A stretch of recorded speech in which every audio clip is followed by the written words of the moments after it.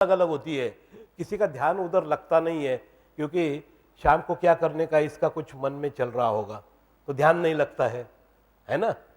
या टीवी पे जाके कौन सी सीरियल देखनी है ये अगर मन में आ गया तो ध्यान नहीं लगता, फिर वो जो चीज सामने हो रही है उसकी तरफ ध्यान नहीं जाता। और अगर सबका ध्यान भी हो लेकिन सब में जो आकलन शक्ति जिसे कहते हैं, समझने की शक्ति जिसे कहते हैं, वो हर एक की अलग अलग होती है।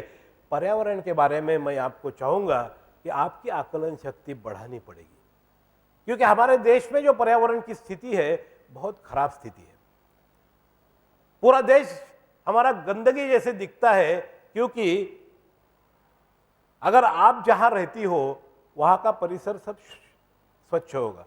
आप जिस रूम में रहती हो, जिस होम में रहती हो, वो स्वच्छ है ना। लेकिन जब हम उसके आगे जाके, दरवाजे के आगे जाके, ये जो कंपाउंड वॉल है इसके आगे बाहर पैर रखेंगे तो बाहर गंदगी दिखना शुरू हो जाती है। ये क्यों होता है? एक सीधा सा सवाल, एक सीधी सी बात होती है उसमें कि ये जो है ये मेरा है, ये मैं स्वच्छ रखने की प्रतिज्ञा करती हूं, ऐसा आपके मन में आपने निश्चय किया रहता है। तो ये जहां आप रह रहे हो वो शुद्ध होता है, लेकिन जो बाहर होता है वो मेरा नहीं है। वो किसका है? वो म्यूनसिपैलिटी का है। तो उसे मैं स्वच्छ क्यों रखूं? वो रखने की जरूरत मेरी है क्या? मेरी जिम्मेदारी है क्या? और जो मैंने शुरू में उद्घाटन समय बात की थी कि इस धरती पर हमें किस लिए भेजा गया है ये देखने की बहुत जरूरी है, ये समझने की बहुत जरूरत है। अभी आपके सामने एक तीसरा प्रयोग मैं करना चाहता हूं।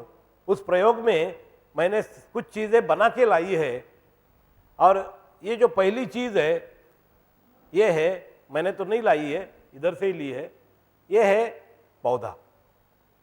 इस पॉट में एक पौधा लगा हुआ है ना। प्लास्टिक का है क्या?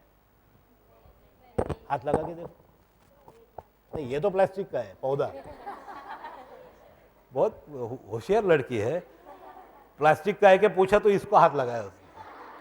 हाँ सर प्लास्टिक का है। क्या नाम है? अरे